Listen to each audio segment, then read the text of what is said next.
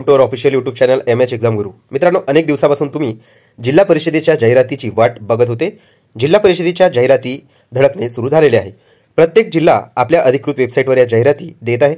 अमरावती या जिल्ह्याने नुकतीच जाहिरात प्रसिद्ध केलेली आहे. अमरावती जिल्हा परिषद मार्फत जी पदभरती घेतल्या जाणार आहे त्यामध्ये जवळपास मित्रांनो 650 पेक्षा जास्त पदे आहे आणि यासाठी IBPS मार्फत मित्रांनो भरती घेतल्या जाणार आहे.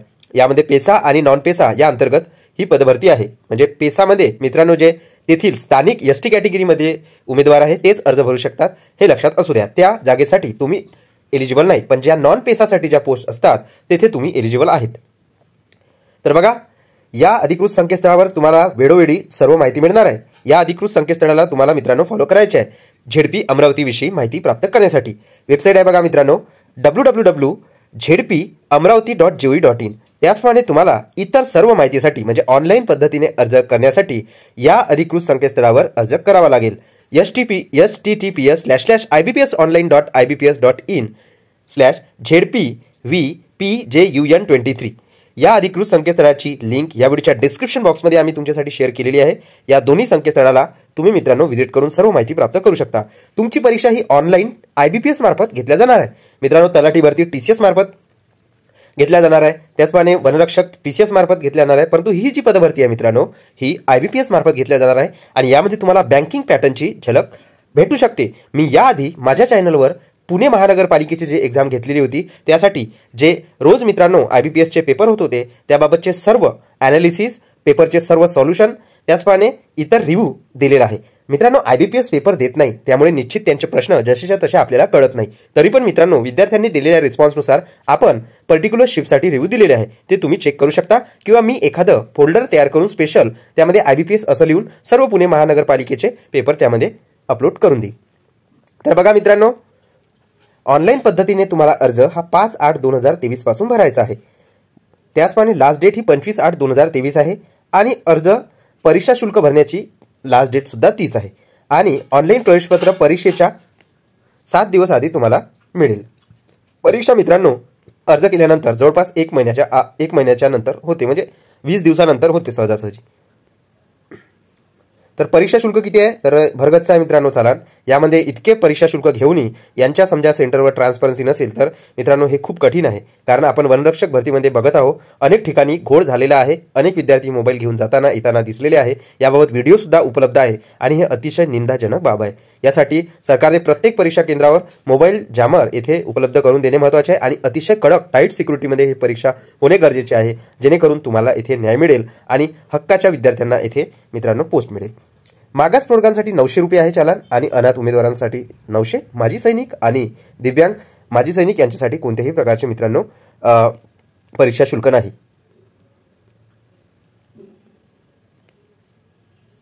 तर हे काही दिलेलं आहे मित्रांनो. या फॉर्मॅटमध्ये तुम्हाला फोटो, साईन वगैरे IBPSच्या अधिकृत वेबसाईटवर अपलोड करावी लागेल. सर्व माहितीसाठी या अधिकृत 2 संकेतस्थळाला तुम्ही वेळोवेळी मित्रांनो येथे व्हिजिट करायची आहे. त्यावर तुमचं रजिस्ट्रेशन आणि इतर सर्व प्रोफाईल निर्मिती करून अर्ज तुम्हाला करता येईल.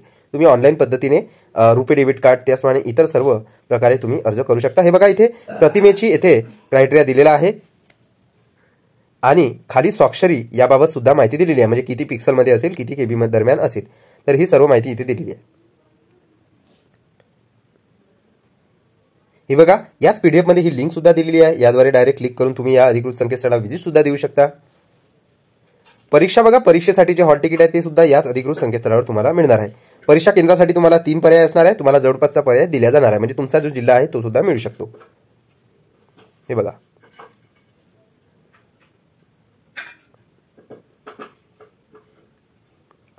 पद सांगितलेली आहे मित्रांनो किती आहे. तर हे पदे आहे. यामध्ये आरोग्य पर्यवेक्षक 1, आरोग्य सेवक पुरुष 40% 14, आरोग्य सेवक पुरुष 50% 79, आरोग्य सेवक महिला 304, औषध निर्माण अधिकारी 28, कंत्राटी ग्रामसेवक 67, कनिष्ठ अभियंता स्थापत्य ग्रामीण पाणी पुरवठा 59, कनिष्ठ अभियंता यांत्रिकी 2, कनिष्ठ आरेखक 3, कनिष्ठ यांत्रिकी 1, कनिष्ठ लेखाधिकारी 1, कनिष्ठ सहाय्यक लेखा 5 आणि लिपिक 18, जोडारी 1, पर्यवेक्षिका 8, पशुधन पर्यवेक्षक 11, प्रयोगशाळा तंत्रज्ञ 2, यांत्रिकी 1, दोरखंडवाला 1, वरिष्ठ सहाय्यक लिपिक 3, वरिष्ठ सहाय्यक लेखा 2 आणि विस्तार अधिकारी कृषी 2. अशा प्रकारे ही पदे आहेत. त्याचप्रमाणे बघा विस्तार अधिकारी शिक्षण 7 पदे, विस्तार अधिकारी सांख्यिकी 3 पदे, स्थापत्य अभियांत्रिकी सहाय्यक पाटबंधारे लघु पाटबंधारे बांधकाम विभाग 30. अशा प्रकारे टोटल 653 पदासाठी ही पदभरती आहे. अनेक जिल्ह्यामध्ये त्यांच्या स्थानिक जिल्ह्यानुसार इथे भरती येणार आहे. सर्व पदांची पात्रता मित्रांनो थोडक्यात आपण इथे बघणार आहोत, जेणेकरून तुम्हाला इतर स्पर्धा परीक्षेसाठी इतर जिल्ह्यासाठी सुद्धा इथे फायदा होणार आहे. तर बघा आरोग्य पर्यवेक्षक यासाठी काय मागितलेलं आहे, विज्ञान शाखेची पदवी मागितलेली आहे आणि ज्यांनी बहुउद्देशीय आरोग्य कर्मचाऱ्यासाठी 12 महिन्याचा जो पाठ्यक्रम असतो तो यशस्वीरित्या पूर्ण केलेला आहे तसे उमेदवार इथे अर्ज करू शकतील. आरोग्य पर्यवेक्षकसाठी आरोग्य सेवक पुरुष 40% यासाठी काय मागितलेलं आहे, यासाठी बघा 10वी मागितलेला आहे आणि 12 महिन्याचा मूलभूत पाठ्यक्रम जो असतो बहुउद्देशीय आरोग्य कर्मचाऱ्यासाठी तो पूर्ण केलेला नसेल तरी तुम्ही अर्ज करू शकता. म्हणजे मिनिमम फक्त 10वी तुम्हाला आवश्यक आहे. परंतु मित्रांनो येथे तुम्ही जॉईनिंग भेटल्यानंतर 3 संधीत यशस्वीरित्या हा 12 महिन्याचा कोर्स तुम्हाला पूर्ण करावा लागेल. त्यानंतर बघा आरोग्य सेवक पुरुष 50% हंगामी फवारणी कर्मचारी यांना इथे प्राधान्य दिले जाणार आहे. बघा विज्ञान विषय घेऊन ज्यांनी 10वी केलेला आहे ते उमेदवार इथे अर्ज करू शकतात. राष्ट्रीय मलेरिया प्रतिरोध कार्यक्रमांतर्गत हंगामी क्षेत्र कर्मचारी म्हणून ज्यांच्याकडे 90 दिवसाचा अनुभव आहे त्यांना इथे प्राधान्य देण्यात येईल. ज्यांनी बहुउद्देशीय आरोग्य कर्मचाऱ्यासाठी 12 महिन्याचा मूलभूत पाठ्यक्रम यशस्वीरित्या पूर्ण केलेला नसेल अशा उमेदवारांना सदर प्रशिक्षण नियुक्तीनंतर 3 संधीत यशस्वीरित्या पूर्ण करणे आवश्यक आहे. म्हणजे बघा इथे प्राधान्य हा शब्द वापरलेला आहे, म्हणजे इथे कॉमन ज्यांचा 10वी झालेला आहे ते विद्यार्थी सुद्धा अर्ज करू शकतात.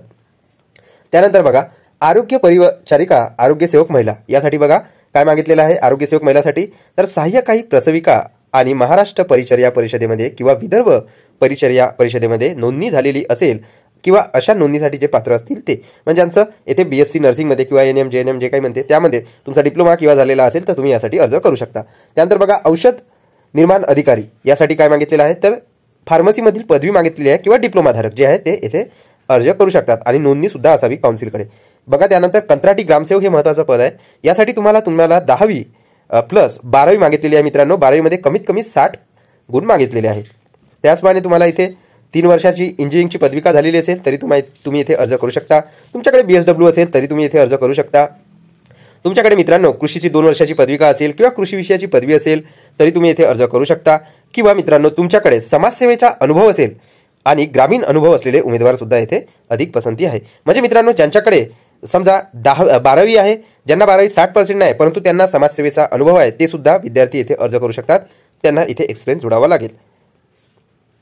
हे बघा कनिष्ठ अभियंता स्थापत्य यासाठी बांधकाम ग्रामीण पाणी पुरवठा या विभागामध्ये कनिष्ठ अभियंता स्थापत्यासाठी म्हणजे सिव्हिल इंजिनिअरिंगसाठी या पोस्ट आहे. यामध्ये बघा स्थापत्य अभियांत्रिकी या विषयातील मान्यताप्राप्त पदवी किंवा पदविका म्हणजे 3 वर्षाचा पाठ्यक्रम किंवा समतुल्य अर्हता मागितलेली आहे. त्यानंतर बघा कनिष्ठ अभियंता यांत्रिकी म्हणजे मेकॅनिकल इंजिनिअरिंग यासाठी 3 वर्षाची डिप्लोमा इन मेकॅनिकल इंजिनिअरिंग किंवा पदवी इन मेकॅनिकल इंजिनिअरिंग किंवा समतुल्य अर्हता मागितलेली आहे. त्यानंतर बघा कनिष्ठ आरेखक यासाठी SSC मागितलेली आहे सर्वप्रथम. त्याचप्रमाणे SSCची जे समतुल्य अर्हता आहे ती सुद्धा असेल तर चालेल. आणि ज्यांनी मान्यताप्राप्त स्थापत्य जो आरेखकचा जो पाठ्यक्रम आहे तो यशस्वीरित्या पूर्ण केला असेल ते उमेदवार इथे एलिजिबल आहे मित्रांनो. त्यानंतर कनिष्ठ यांत्रिक यासाठी काय मागितलेलं आहे, तर ज्यांनी तांत्रिक विषय विभागाच्या यांत्रिक विषयातील अल्प मुदतीचा पाठ्यक्रम पूर्ण केला असेल किंवा समतुल्य अर्हता धारण करीत असेल आणि रूळ मार्ग किंवा वाफेवर किंवा तेलावर चालणारे रोड लोरर दुरुस्त करणे इत्यादीचा कमीत कमी 5 वर्षाचा अनुभव असेल तर ते अर्ज करू शकतात. म्हणजे बघा 5 वर्षाचा अनुभव कंपल्सरी मागितलेला आहे. त्यानंतर कनिष्ठ लेखाधिकारी हे नावाचं पोस्ट आहे. बघा यामध्ये काय मागितलेलं आहे, ज्यांनी मान्यताप्राप्त विद्यापीठाची पदवी म्हणजे ग्रॅज्युएशन व कोणतेही सरकारी कार्यालय व्यापारी भागीदार अथवा स्थानिक प्राधिकरण इथे 5 वर्षाचा अनुभव आहे त्यांना इथे मित्रांनो अर्ज करता येईल असे इथे सांगितले आहे. कनिष्ठ लेखाधिकारी म्हणजे मान्यताप्राप्त विद्यापीठाची पदवी प्लस कोणतेही सरकारी कार्यालय व्यापारी भागीदार संस्था अथवा स्थानिक प्राधिकरण यातील किमान 5 वर्षाचा अनुभव ज्यांना अनुभव असेल त्यांची येथे नियुक्ती करण्यात येईल. या बाबतीत लेखाशास्त्र आणि लेखापरीक्षा हे विशेष विषय घेऊन वाणिज्य शाखेतील पदवी धारण करणाऱ्यांना अथवा प्रथम वा द्वितीय वर्गातील पदवी धारण करणाऱ्यांना अधिक पसंती दिली जाईल. म्हणजे सारखे मार्क्स मिळाले तर किंवा गणित अथवा सांख्यिकी अथवा लेखाशास्त्र व लेखापरीक्षा हे विषय घेऊन पदव्युत्तर पदवी धारण केलेले जे उमेदवार आहे यांना सुद्धा येथे नेमणूक देण्यात येईल अशी येथे माहिती दिलेली आहे. यापैकी कोणत्याही सरकारी कार्यालयातील अथवा व्यापारी संस्थेतील अथवा स्थानिक प्राधिकरणातील लेखा कार्याचा अनुभव असणाऱ्या उमेदवारास अधिक पसंती दिली जाईल. त्यानंतर बघा कनिष्ठ आरेखक नावाचं पद आहे. यासाठी बघा काय मागितलेलं आहे, माध्यमिक शाळा प्रमाणपत्र म्हणजे 10वी मागितलेली आहे अथवा त्याशी जे समतुल्य अर्हता आहे ती, आणि महाराष्ट्र शासनाच्या शासकीय कर्मचाऱ्यासाठी मराठी टंकलेखन व लघुलेखन यातील परीक्षा घेण्यासाठी असलेल्या एतदर्थ मंडळाने किंवा आयुक्त शासकीय परीक्षा विभाग शिक्षण संचालनालय महाराष्ट्र राज्य यांनी अनुक्रमे मराठी आणि इंग्रजी टंकलेखनाचे दर मिनिटास 30 शब्द या गतीने दिलेले प्रमाणपत्र धारित करीत असल्यास आणि यामध्ये 50% गुण मिळवले असल्यास ते उमेदवार मित्रांनो येथे एलिजिबल आहे. म्हणजे 50% मिळवून SSC परीक्षा अथवा तुल्य परीक्षा उत्तीर्ण झाले असतील असे उमेदवार, परंतु असे की इंग्रजी विषय घेऊन माध्यमिक शाळा प्रमाणपत्र परीक्षा किंवा समतुल्य परीक्षा उत्तीर्ण झालेले किंवा इतर भाषेतील टंकलेखनाचा अनुभव असलेल्या उमेदवारांना अधिक पसंती दिली जाईल असे इथे सांगितलेले आहे. म्हणजे ज्यांनी इंग्रजी विषय 10वीमध्ये सर्वांनाच इंग्रजी विषय राहते, तिथे काही मोठी गोष्ट नाही आहे. पण इथे मराठी 30 इथे टंकलेखनाचा वेग मागितलेला आहे सुरुवातीला. आणि जॉईनिंग झाल्यानंतर तुम्हाला इथे 40चा सुद्धा द्यावा लागेल टायपिंग सर्टिफिकेट. सुरुवातीला त्यांनी 30 मागितलेलं आहे, तर तुमच्याकडे 30 असेल तर you are eligible to apply for this post, you can apply. आणि तुम्हाला इथे लागल्यानंतर 40चं सर्टिफिकेट द्यावं लागेल. त्यानंतर बघा कनिष्ठ सहाय्यक लेखा यासाठी काय मागितलेलं आहे, तर यासाठी सुद्धा सेम क्वालिफिकेशन मागितले आहे. जवळपास 10वी मागितलेली आहे. आणि बघा 30 टायपिंग सर्टिफिकेट मागितलेलं आहे. आणि टंकलेखनामध्ये 50% गुण मिळवून माध्यमिक शाळा प्रमाणपत्र परीक्षा अथवा समतुल्य परीक्षा उत्तीर्ण करणे आवश्यक आहे. तेच 10वी वगैरे. त्यानंतर इथे बघा लेखाविषयक कामकाजाचा पूर्वानुभव असलेल्या उमेदवारास अधिक पसंती दिली जाईल, म्हणजे समान मार्क असेल तर. त्यानंतर जोडाडी बघा, जोडाडीमध्ये 4थी उत्तीर्ण असलेले उमेदवार अर्ज करू शकतील. किमान 2 वर्षाचा प्रत्यक्ष अनुभव असेल. शासकीय तंत्रशाळेतून विहित केलेला जोड्याचा पाठ्यक्रम किंवा तुल्य पाठ्यक्रम उत्तीर्ण झाले असतील ते इथे अर्ज करू शकतात. त्यानंतर बघा मुख्य सेविका किंवा पर्यवेक्षिका यासाठी फक्त महिला उमेदवार अर्ज करू शकतात. यासाठी एखाद्या विद्यापीठाची समाजशास्त्र म्हणजे सोशिओलॉजी किंवा होम सायन्स किंवा शिक्षण म्हणजे एज्युकेशन म्हणजे किंवा बालविकास किंवा पोषण किंवा समाजशास्त्र या विषयातील मित्रांनो पदवी तुमच्याकडे असेल तर तुम्ही अर्ज करू शकता. म्हणजे ज्यांचा BA मध्ये सोशिओलॉजी सब्जेक्ट वगैरे असेल ते सुद्धा एलिजिबल आहे या पोस्टसाठी. तसेच महिला व बालविकास विभागामधील जे शासनची अधिसूचना आहे त्यानुसार ज्यांनी 4 जून 2021च्या अधिसूचनेनुसार पदवी धारण केलेली असेल असे उमेदवार व संविधानिक विद्यापीठाची पशु असे उमेदवार सुद्धा इथे अर्ज करू शकतात. म्हणजे इथे यांचा क्रायटेरिया संपलेला आहे. तर 4 जून 2021चा आपल्याला JR बघावं लागेल. त्यानुसार पदवी धारण केलेला असेल असा उमेदवार सुद्धा इथे दिलेला आहे. तर आपण ते नंतर तुम्हाला आमच्या टेलिग्राम चॅनलवर सांगून देऊ. पशुधन पर्यवेक्षकसाठी काय मागितलेलं आहे बघा. पशुधन पर्यवेक्षक हे पद आहे. यासाठी बघा संविधानिक विद्यापीठाची पशुवैद्यक शास्त्रातील पदवी मागितलेली आहे किंवा पशुधन पर्यवेक्षक, पशुपाल, पशुधन सहाय्यक, सहाय्यक पशुधन विकास अधिकारी किंवा पशुधन विकास अधिकारी ब श्रेणी याबाबतची पशुसंवर्धन संचालनालयाने दिलेली पदविका किंवा प्रमाणपत्र असेल ते त्यावेळेच्या मुंबई राज्याने चालवलेल्या अभ्यासक्रमासह पशुवैद्यक पशुपाल प्रशिक्षण अभ्यासक्रम असेल तरी पण अर्ज करू शकता. पशुसंवर्धन विभाग महाराष्ट्र शासन आणि राज्यातील विविध साविधानिक कृषी विद्यापीठे यांनी चालवलेल्या पशुधन पर्यवेक्षक अभ्यासक्रम ज्यांच्याकडे असेल ते पण अर्ज करू शकतात. पशुसंवर्धन विभाग महाराष्ट्र शासन यांनी चालवलेला पशुवैद्यक व पशुसंवर्धन शास्त्रातील 2 वर्षाचा सेवांतर्गत पदविका अभ्यासक्रम असेल तरी सुद्धा तुम्ही अर्ज करू शकता. खालील संस्थांनी चालवलेला पशुवैद्यक शास्त्र विषयासह दुग्धशाळा व क्षेत्र व्यवस्थापन व पशुसंवर्धन पदविका यामधील 2 वर्षाचा पदविका असेल तरी तुम्ही अर्ज करू शकता. या 2 त्या संस्था आहे. किंवा महाराष्ट्र पशु व मत्स्य विद्यापीठ नागपूर यांच्यामार्फत चालवण्यात येणारा पशुधन व्यवस्थापन व दुग्धोत्पादन पदविका अभ्यासक्रम तुम्ही उत्तीर्ण असेल तरी तुम्ही अर्ज करू शकता. आणि MSc मागितलेला आहे. तर अशा प्रकारे इतकी मोठी पात्रता या पदासाठी आहे. यापैकी कोणताही एक असेल तर तुम्ही अर्ज करू शकता. त्यानंतर बघा प्रयोगशाळा तंत्रज्ञ नावाचा पद आहे. यामध्ये ज्यांनी भौतिकशास्त्र किंवा रसायनशास्त्र किंवा जीवशास्त्र किंवा वनस्पतीशास्त्र किंवा प्राणीशास्त्र किंवा सूक्ष्म जीवशास्त्र म्हणजे बायोटेक्नॉलॉजी या विषयासह BSc ची पदवी धारण केलेली असेल अशा उमेदवारातून मित्रांनो नामनिर्देशनाद्वारे नेमणूक करण्यात येईल. परंतु हॉपकिन्स संस्थेच्या वैद्यकीय प्रयोगशाळा तंत्रशास्त्रामध्ये पदविका धारण केलेल्या उमेदवारांना समान मार्क्स मिळाले तर प्राधान्य देण्यात येईल. त्यानंतर यांत्रिक या पदासाठी काय मागितलं बघा. शालांत प्रमाणपत्र परीक्षा ज्यांनी उत्तीर्ण केलेली असेल म्हणजे SSC अथवा शासनातील समतुल्य जे असेल ते प्लस औद्योगिक प्रशिक्षण संस्था अथवा मान्यताप्राप्त संस्थांमधील यांत्रिक विद्युत अथवा ऑटोमोबाईल अभियांत्रिकी यातील प्रमाणपत्र असावे. वर नमूद केलेली शैक्षणिक अर्हता संपादन केल्यानंतर त्यास ऑटोमोबाईल आणि न्यूमॅटिक मशीनच्या देखभाली व दुरुस्तीचा 1 वर्षापेक्षा कमी अनुभव नसावा. म्हणजे अनुभव मागितलेला आहे. तो जड वाहन चालवण्याचा वैध परवाना सुद्धा धारक असावा. परंतु विविध केलेली वयोमर्यादा व अनुभव संवर्गाची शर्त अथवा ही दोन्ही असाधारण अर्हता किंवा असाधारण अनुभव किंवा दोन्ही धारण करणाऱ्या उमेदवाराच्या बाबतीत शासन निवड मंडळाच्या शिफारशीनुसार शिथिल करू शकेल. त्यानंतर दोरखंडवाळा रिंगमॅन यासाठी काय आहे तर SSC मागितलेली आहे किंवा समतुल्य अर्हता. जड मालवाहन अथवा जड प्रवासी वाहनाचा परवाना जड वाहन कामाचा वैध परवाना धारक असेल तर त्यात जड माल वाहनाचा अथवा जड प्रवासी वाहनाचा चालवण्याचा 1 वर्षापेक्षा कमी नसलेला अनुभव. ज्यांच्याकडे विंधन यंत्राद्वारे खुदाईचा 2 वर्षापेक्षा कमी नाही इतका अनुभव असणाऱ्या उमेदवारास येथे प्राधान्य देण्यात येईल. परंतु विहित केलेली वयोमर्यादा अथवा अनुभव संवर्गाची शर्त अथवा ही दोन्ही असाधारण अर्हता किंवा असाधारण अनुभव किंवा दोन्ही धारण करणाऱ्या उमेदवाराच्या बाबतीत शासन निवड मंडळाच्या शिफारशीनुसार शिथिल करू शकेल. म्हणजे दोन्ही ज्यांच्याकडे असेल त्यांच्यासाठी काहीतरी शिथिल करता येईल. वरिष्ठ सहाय्यक कोणत्याही मान्यताप्राप्त विद्यापीठाची येथे पदवी मागितलेली आहे. वरिष्ठ सहाय्यक लेखा यासाठी काय मागितलेलं आहे बघा. मान्यताप्राप्त विद्यापीठाची पदवी धारण करत असतील असे याबाबत लेखाशास्त्र व लेखापरीक्षा हे विशेष विषय घेऊन वाणिज्य शाखेतील पदवी धारण करणाऱ्या अथवा पहिल्या किंवा दुसऱ्या वर्गातील पदवी धारण करणाऱ्या आणि कोणत्याही सरकारी कार्यालयात अथवा व्यापारी संस्थेत अथवा स्थानिक प्राधिकरणात 3 वर्षापेक्षा कमी नसेल इतका अखंड कालावधी तुम्ही म्हणजे इथे काम केलेलं असेल आणि पदवीनंतरचा प्रत्यक्ष अनुभव असलेल्या उमेदवारांना अधिक पसंती दिली जाईल असे इथे म्हटलेले आहे वरिष्ठ सहाय्यक लेखासाठी. त्यानंतर बघा विस्तार अधिकारी कृषी यासाठी बघा काय मागितलेलं आहे तर ज्यांनी मान्यताप्राप्त विद्यापीठाची कृषी विद्यापीठातील पदवी किंवा इतर कोणतीही अर्थ धारण केलेली असेल तर अशा उमेदवाराद्वारे हे पद भरले जाईल.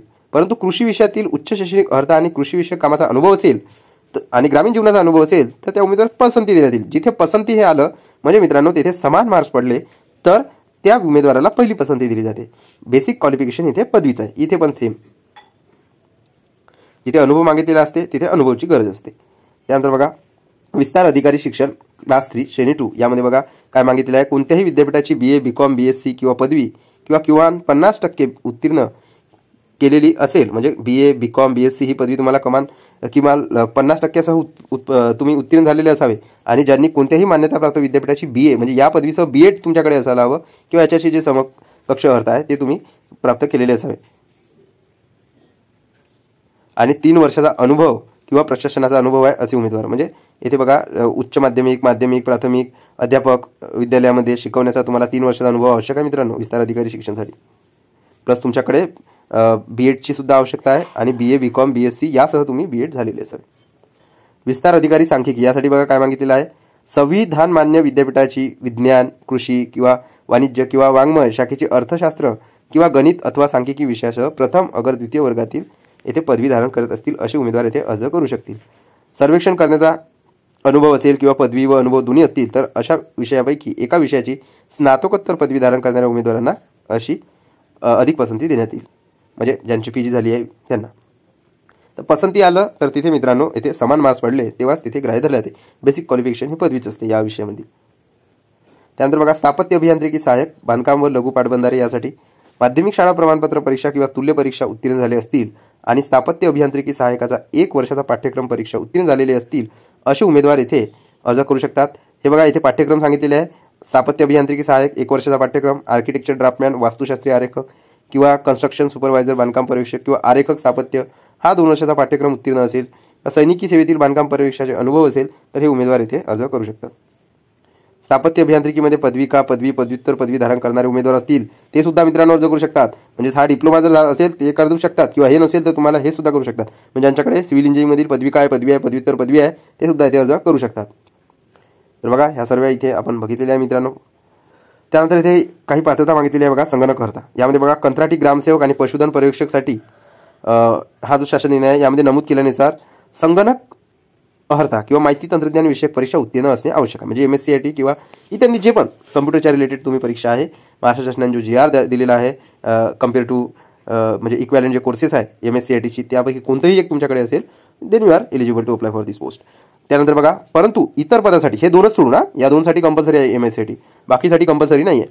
परंतु इतर पदासाठी संगणक अर्था परीक्षा उत्तीर्ण नसल्यास येथे हा शासन निर्णय दिलेला आहे 2 वर्षापर्यंतच्या आत तुम्हाला MSc प्राप्त करून देणे आवश्यक आहे. म्हणजे लागल्यानंतर 2 वर्षाच्या आत तुम्ही देऊ शकता. त्यानंतर बघा लहान कुटुंबाचे प्रमाणपत्र ते विविध फॉर्मॅटमध्ये तुम्हाला तिथे अपलोड करावे लागेल. प्रतिज्ञापत्र वगैरे इत्यादी सर्व द्यावं लागेल. आता इथे सांगितलेलं आहे बघा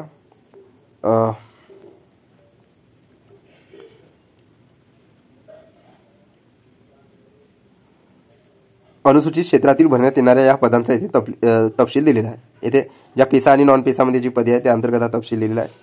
त्यानंतर इथे प्रत्येक पदाचे बघा वेतन सुद्धा दिलेले आहे. चांगले भरगच्छ असे वेतन मिळणार आहे. कंत्राटी ग्रामसेवक ही पोस्ट 3 वर्ष कंत्राटी बेसवर असते मित्रांनो. तर त्यांना 3 वर्षापर्यंत 16,000 मध्ये इथे काम करावे लागेल. त्यानंतर त्यांना कायमस्वरूपी वर्ग 3चा येथे ग्रामपंचायतीचा सचिव म्हणून त्यांना मानधन पगार सुरू होईल. क्लास 3चा त्यांना वेतन मिळेल. जवळपास त्यांचा तलाठीच्या बरोबरीत जेव्हा ते प्रमोट होतात तेव्हा त्यांचं येथे हे मिळतं वेतन आणि त्यांना विस्तार अधिकारी पंचायतसाठी सुद्धा प्रमोशनचे चान्स असतात ग्रामसेवकाला. तर आरोग्य परीक्षेसाठी बघा S13 लेवलचा आहे म्हणजे जवळपास इथे 50-55,000 पगार बनेल. त्यानंतर आरोग्य सेवक 40 पुरुष 50 पुरुष या दोघांसाठी पण जवळपास 35 ते 40,000 पगार बनेल. त्यानंतर बघा आरोग्य सेवक महिला यांचा सुद्धा तितकाच 35,000 पगार बनेल. त्यानंतर कनिष्ठ अभियंता स्थापत्य बांधकाम यांना जवळपास PSIचा पगार बनेल म्हणजे 60,000 55 ते 60,000. कनिष्ठ अभियंता यांत्रिकी यांना सुद्धा 55 ते 60,000 पगार बनेल. त्यानंतर बघा कनिष्ठ आरेखक यांना 35 ते 40,000 पगार बनेल. त्यानंतर बघा कनिष्ठ यांत्रिकी यांना जवळपास 30-28,000 पगार बनेल. कनिष्ठ लेखाधिकारी यांना S13 म्हणजे यांना जवळपास येथे 50,000पर्यंत 25 ते 50,000पर्यंत पगार बनेल. त्यानंतर कनिष्ठ सहाय्यक लिपिक यांना जवळपास 28 ते 30,000पर्यंत पगार बनेल. कनिष्ठ सहाय्यक लेखा यांचासुद्धा 28 ते 30. जोराडी यांचासुद्धा 28 ते 30. मुख्य सेविका परीक्षा यांना S13 म्हणजे जवळपास यांचा 50पर्यंत पगार बनेल. पशुधन पर्यवेक्षक S8 म्हणजे यांचा जवळपास मित्रांनो 35 ते 40,000पर्यंत पगार बनेल. प्रयोगशाळा तंत्रज्ञ यांना S13 लेवलची वेतन श्रेणी आहे म्हणजे यांचा जवळपास 50,000 पगार बनेल. यांत्रिकी यांना S8 लेवलची आहे, यांचा 35 ते 40,000 पगार बनेल. रिंगमॅन दोरखंडवाला यांना जवळपास 30 ते 35 दरम्यान पगार बनेल. सर्व भत्ते आणि इतर जे असतात HRA वगैरे, महागाई भत्ता, ट्रॅव्हलिंग जे काही असतात ते मिळून मित्रांनो पगार अकॉर्डिंग टू जे अर्बन एरिया असते तिथे जास्त वाढतात, ग्रामीणमध्ये थोडा कमी बनतोय. तर वरिष्ठ सहाय्यक लिपिक या पदासाठी S8 लेवलची वेतन श्रेणी आहे, यांचा सुद्धा जवळपास 35 ते 40,000 वेतन बनेल. वरिष्ठ सहाय्यक लेखा यासाठी सुद्धा 35 ते 40,000 वेतन. विस्तार अधिकारी कृषी यासाठी जवळपास 50,000 मिळेल. त्यानंतर विस्तार अधिकारी शिक्षण यासाठी S15 लेवलची यांचा जवळपास 60 ते 65,000 पगार बनेल. विस्तार अधिकारी सांख्यिकी S13 यांचा 50,000पर्यंत पगार बनेल. स्थापत्य अभियांत्रिकी सहाय्यक, स्थापत्य लघु पाटबंधारे यांना 35 ते 40पर्यंत पगार बनेल. अशा प्रकारे काही पदांना दमदार पगार आहेच. त्यानंतर इथे बघा जे तांत्रिक पोस्ट आहे मित्रांनो, त्यांना 40 प्रश्न हे त्यांचे तांत्रिक ज्ञानावर आधारले जाणार आहे. ठीक आहे. आणि या 40 प्रश्नासाठी त्यांना 80 गुण एकूण मिळणार आहे. ठीक आहे. आणि सर्व पदांसाठी इथे बघा, सर्व नाही काही जे पद आहे आता बघा, आरोग्य पर्यवेक्षक आणि यासाठी बघूया. आरोग्य पर्यवेक्षकसाठी त्याचप्रमाणे आरोग्य सेवक पुरुष यासाठी काय म्हटलेलं आहे, 15 मार्क्सचं मराठी येणार आहे, 15 मार्क्सचं इंग्रजी येणार आहे, 15चं GK, 15चं मॅथ रिजनिंग येणार आहे आणि 40चं टेक्निकल त्यांचं डिपार्टमेंटल नॉलेज येणार आहे. त्याचा सिलेबस दिला आहे. अशा प्रकारे टोटल 100 प्रश्न, 200 मार्क्स आणि 2 तास तुमच्याकडे असणार आहे. म्हणजे वेळ चांगला दिलेला आहे सॉल्व्ह करण्याकरता. माध्यमसुद्धा इथे दिलेले आहे 10वी वगैरे जे काही आहे. आरोग्य परिचारिका, आरोग्य सेवक महिला यासाठी सुद्धा सेमच पॅटर्न आहे मित्रांनो. टेक्निकलसाठी 40, math reasoning 15, English 15, GK 15, Marathi 15. त्यानंतर बघा औषध निर्माण अधिकारीसाठी सुद्धा सेमच पॅटर्न आहे. 15, 15, 15, 15 असं डिस्ट्रीब्युशन दिलेलं आहे. मराठी, इंग्रजी, GK आणि मॅथ रिजनिंग आणि 40 मार्क्स इथे टेक्निकल त्यांचे. त्यानंतर कंत्राटी ग्रामसेवक सेम.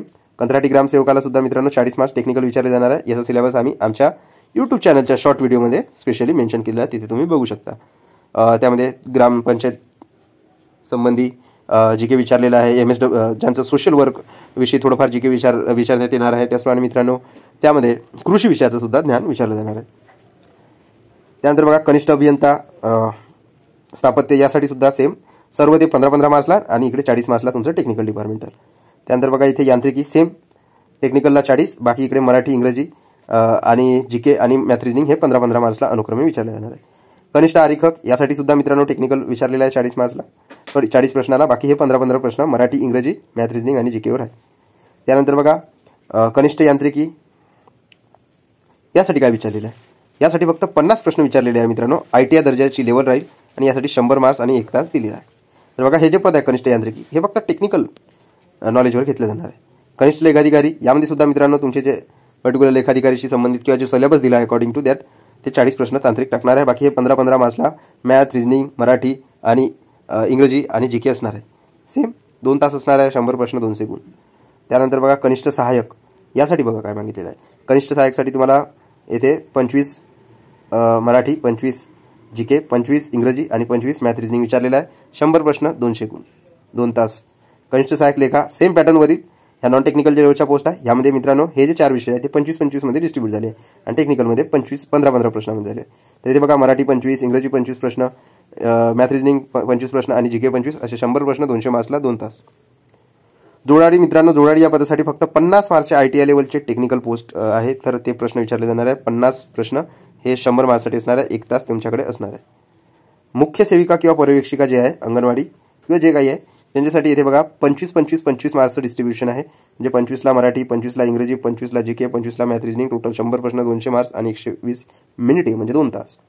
त्यानंतरचं पद आहे बघा पशुधन पर्यवेक्षक.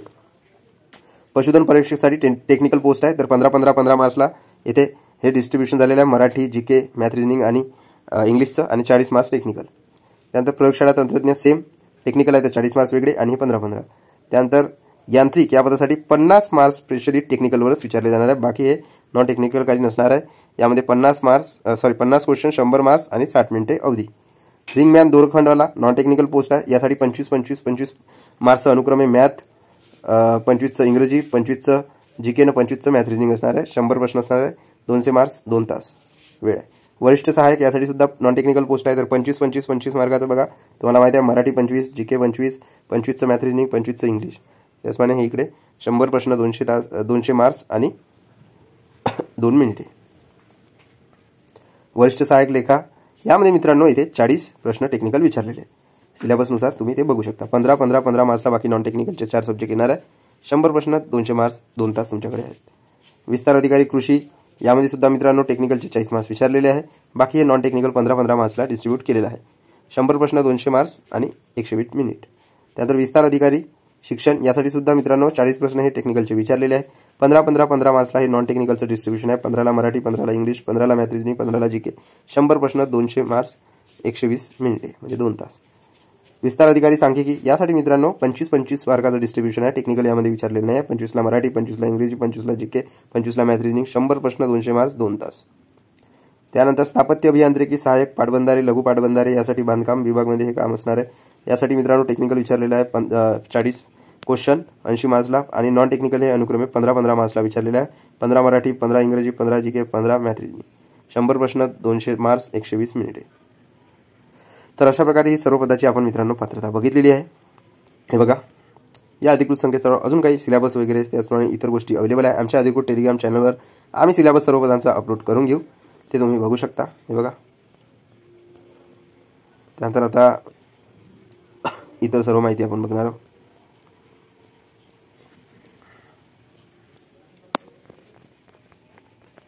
हे बघा इथे पदांचा तपशील दिलेला आहे.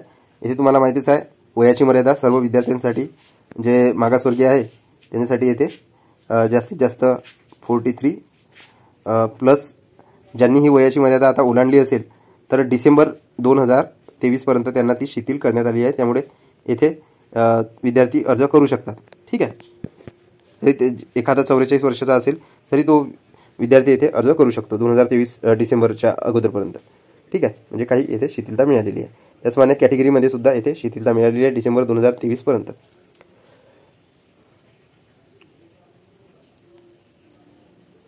कॅटेगरीसाठी आपल्याला माहिती आहे 38 आहे आणि प्लस 2 वर्षे म्हणजे 40 पर्यंत ज्यांचं वय आहे डिसेंबर 2023 पर्यंत ते इथे अर्ज करू शकतील आणि कॅटेगरीमध्ये 45. त्यानंतर आता जागा बघा. आरोग्य परीक्षकासाठी 1 पोस्ट आहे. कॅटेगरीनुसार तुम्ही बघून घ्या. आर्थिक दुर्बल घटक यांनाच ते रिक्त आहे. त्यानंतर पदाचे नाव आरोग्य सेवक पुरुष यासाठी 14 पदे आहे आणि 14ची 14 पदे इथे पेसाला गेलेली आहे दिसून येत आहे. त्यानंतर बघा आरोग्य सेवक पुरुष 50% यासाठी 79 पोस्ट आहे. यासाठी बघा येथे कॅटेगरीनुसार आरक्षण दिलेलं आहे. ते तुम्ही बघून घ्या. हे बघा ते बघून घ्या तुम्ही. 50% SCला किती जागा आहेत 0. त्यानंतर STला 3 पदे आहेत. त्यानंतर विजेला 2 पदे आहे. NTBला 1 पद आहे. NTCला 2 पदे आहे. NTDला 2 पद आहे. SBCला 1 पद आहे. OBCला 4. आर्थिकदृष्ट्या दुर्बल घटकला 7. खुलाला 21 आणि पेसाला 26. अशा प्रकारे टोटल डिस्ट्रीब्युशन आहे. आरोग्य सेविका महिला यासाठी टोटल 304 पोस्ट आहे.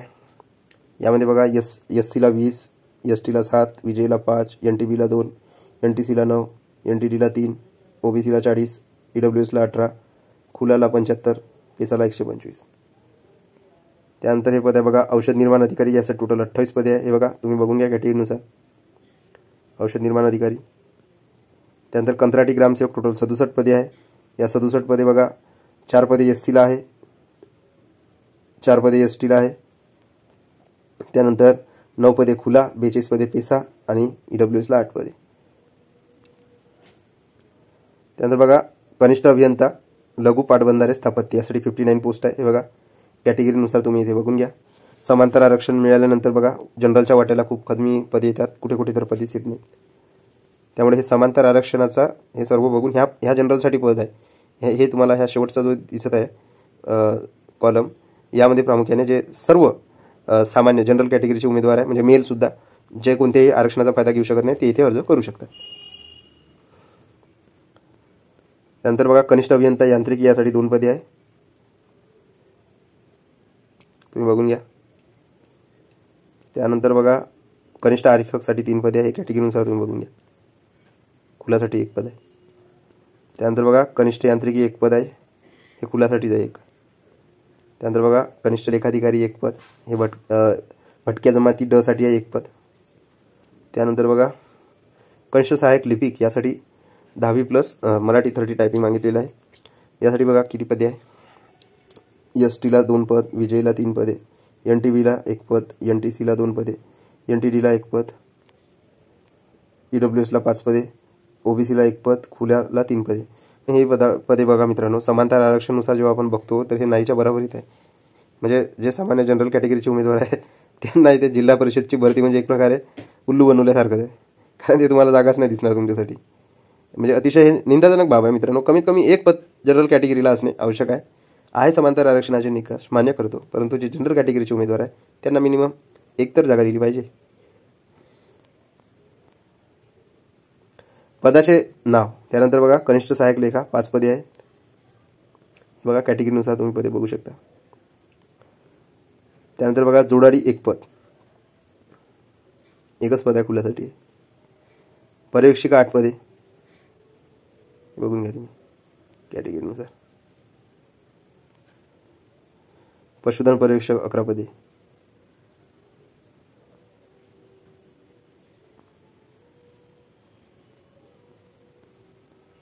प्रयोगशाळा तंत्रज्ञ 2 पदे आहेत.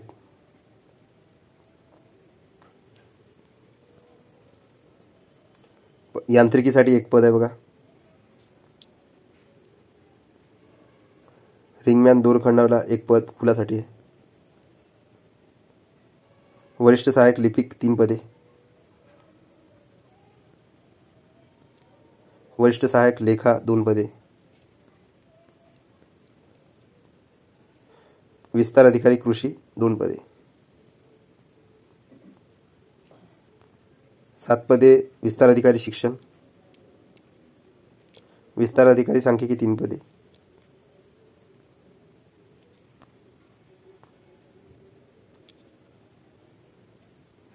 स्थापत्य अभियांत्रिकी सहाय्यक 30 पदे. अशा प्रकारे ही सगळे मित्रांनो पदे होती, तुम्हाला ते सांगितलेली आहे. हे बघा, यामध्ये प्रामुख्याने आरोग्य सेवकसाठी मॅक्झिमम विद्यार्थी अर्ज करणार आहे. तिथे 10वी मागितलेली आहे, तर आरोग्य सेवकसाठी तुम्ही अर्ज करू शकता. त्यानंतर ज्या लिपिकची पदे आहेत तिथे सुद्धा तुम्ही अर्ज करू शकता. तिथे 10वी प्लस 30 टायपिंग मागितलेलं आहे. पण तिथे पण मित्रांनो जे समांतर आरक्षण घेतलं आहे त्यानंतर जनरल कॅटेगरीसाठी अर्ज नाही. अर्ज करण्यासाठी खूप कमी जागा आहे. म्हणजे एक प्रकारे आपल्याला हे दिसते खूप जास्त पदे, परंतु आपल्या वाट्याला खूप कमी येतात. कंत्राटी ग्रामसेवकला बघा 67 पदे आहेत, परंतु इकडे जवळपास जनरल कॅटेगरीच्या उमेदवारांना पदेच नसल्यासारखी आहे. म्हणजे प्रत्येक कॅटेगरीमधली जी जनरल कॅटेगरी आहे, खुलामध्ये 4 पदे दिसतात इथे ग्रामसेवकला जनरल कॅटेगरीला, आणि आर्थिक दुर्बल घटकसाठी 2 पदे आहे. बाकी इतर कॅटेगरीला एकही पद नाही आहे जनरलमध्ये. पेसामध्ये भरपूर पदे आहे, पण पेसामध्ये मित्रांनो स्थानिक जे ST उमेदवार असते तेच अर्ज करू शकतात. त्यानंतर हे जे पद आहे आरोग्य सेवक महिला, हे बघून घ्या एकदा. ज्यांचं ANM JNM वगैरे जे आहे BSc नर्सिंगमध्ये ते अर्ज करू शकतात इथे. त्यानंतर हे आरोग्य सेवक पुरुष नावाचं पद आहे, इथे पण तुम्ही अर्ज करू शकता. हे बघून घ्या तुम्ही. हे बघा जागा 1 2 1 2 अशा जागा तिकडे आलेल्या आहे जनरल कॅटेगरीच्या. हे जनरल कॅटेगरी आहे, प्रत्येक संवर्गाची हे जनरल कॅटेगरी आहे. बघून घ्या.